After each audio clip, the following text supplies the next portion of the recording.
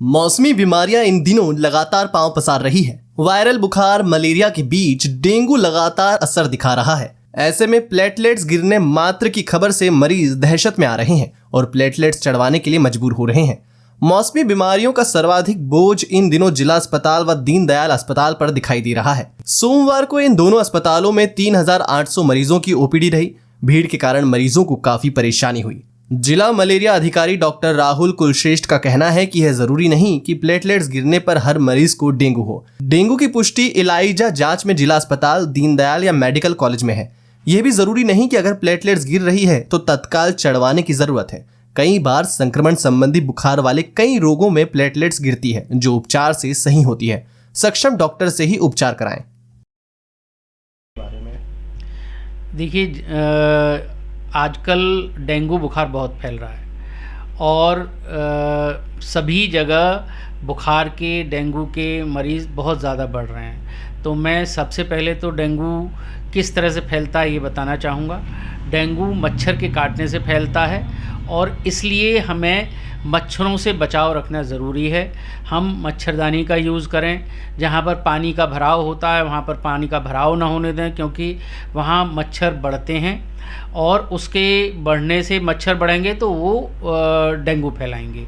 जहाँ पर पानी भरने की जगह, जैसे जहाँ कूलर अब तो यूज़ नहीं हो रहे हैं, लेकिन जहाँ कूलर रखे हुए हैं, पानी भरा हुआ है, कहीं नाली नाले हैं वहाँ पर पानी भरा रहता है, इन जगह पर ऐसा छिड़काव करें कि पानी साफ़ कर दें, छिड़काव करें, ढक के रखें जिससे मच्छर न पनपें।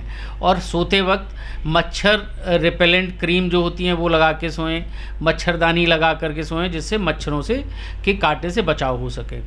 डेंगू के लक्षण जो होते हैं वो बुखार आना, उल्टी, पेट दर्द, घबराहट, और जब हम जांच कराते हैं तो हमको इसमें प्लेटलेट की कमी मिलती है जो काफ़ी ज़्यादा कम भी मिल रही है, जिसमें ब्लीडिंग होने के चांसेस बढ़ जाते हैं। लेकिन डेंगू को कंफर्म करने के लिए हमको डेंगू प्रोफाइल टेस्ट होता है वो ज़रूर कराना चाहिए, जिसमें NS1, IgG और IgM 3 टेस्ट होते हैं। इनके पॉजिटिव आने पर ही डेंगू को कंफर्म कहा जा सकता है। प्लेटलेट कई बीमारियों में भी कम हो रहे हैं। आजकल वायरल फीवर भी बहुत फैल रहा है जिसमें प्लेटलेट्स कम हो जाते हैं। तो प्लेटलेट्स कम होने पर घबराने की ज़रूरत नहीं है। अगर एक स्टेज 10,000 से कम हो जाते हैं या 20,000 से कम पाए जाते हैं तो हमें चिंता करने की ज़रूरत है। और अगर ब्लीडिंग भी साथ हो रही है, मान लिया प्लेटलेट्स 50,000 में और ब्लीडिंग हो रही है, तो भी हमें प्लेटलेट्स तुरंत चढ़वाने चाहिए। वैसे प्लेटलेट्स की नॉर्मल रेंज 1.5 लाख से 4 लाख के बीच में होती है। अगर इसके बीच में है तो परेशान होने की ज़रूरत नहीं है और इसका तुरंत इलाज लेना ज़रूरी है। डेंगू के इलाज में सभी को सबसे ज़्यादा जो ज़रूरी चीज़ होती है वो हाइड्रेशन। हमको लिक्विड डाइट रेगुलर लेते रहना चाहिए जिससे शरीर में पानी की कमी ना हो। इसमें अंदरूनी कमी हो जाती है शरीर में, जिससे कि मरीज़ को और कॉम्प्लिकेशंस होने लगते हैं, शॉक में चला जाता है, कई ऑर्गन्स पर अफेक्ट होता है।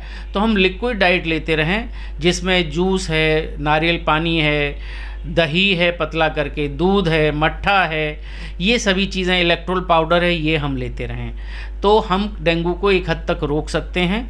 और अगर उसके बाद भी प्लेटलेट्स बहुत कम हो जाते हैं और उसके बाद भी परेशानी, मरीज़ का मुंह सूख रहा है, डिहाइड्रेशन हो रहा है, बुखार नहीं उतर रहा है और पेट में दर्द है, भारीपन है, उल्टी हो रही है, तो तुरंत किसी भी नज़दीकी अच्छे डॉक्टर को दिखाएं। किसी भी ऐसे डॉक्टर को नहीं दिखाएं जिसके पास उस चीज़ के लिए क्वालिफ़िकेशन नहीं है। तो किसी भी अच्छे डॉक्टर को दिखाएं, उसकी राय मशवरे के अनुसार ही चलें और अगर भर्ती करने की ज़रूरत हो तो उसको एडमिट ज़रूर कराएं। धन्यवाद। मैं डॉक्टर आलू Kulshreshtha, Anand hospital and child care centre, Ramghat road, Aligarh से आप सभी को यही आशा करता हूं कि आप सभी डेंगू से बचे रहें, वायरल फीवर से बचे रहें और प्रिकॉशन लेते रहें। धन्यवाद।